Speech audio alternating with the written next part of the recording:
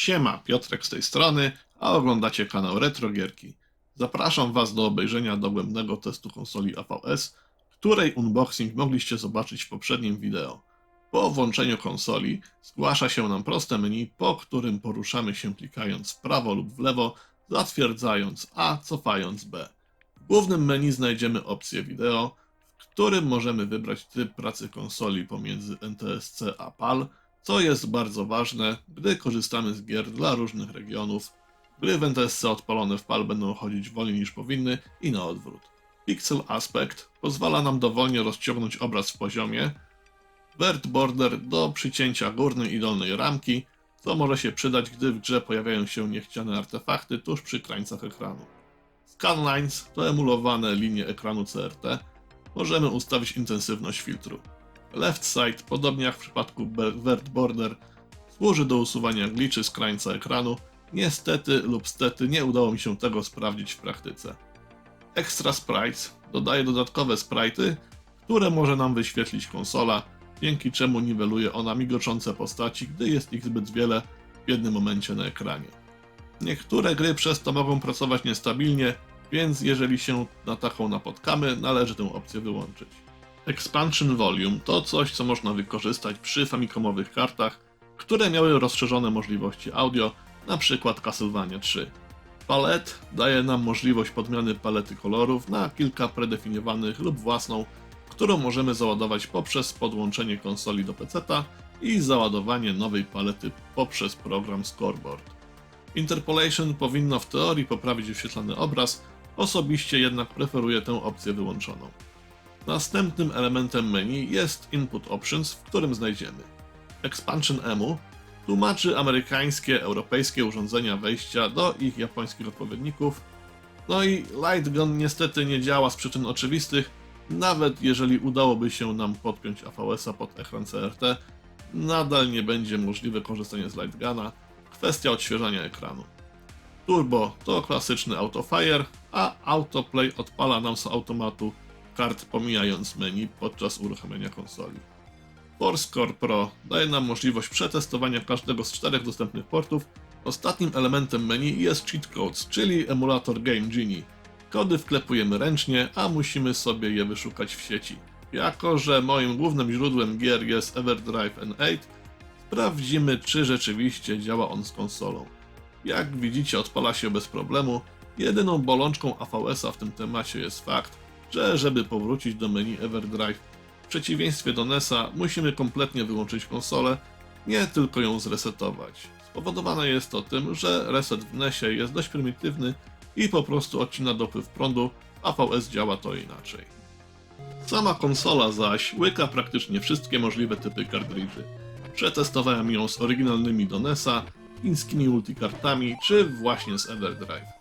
Niestety nie miałem możliwości sprawdzenia szyny dla kartridży od Famicoma, bo takich nie posiadam.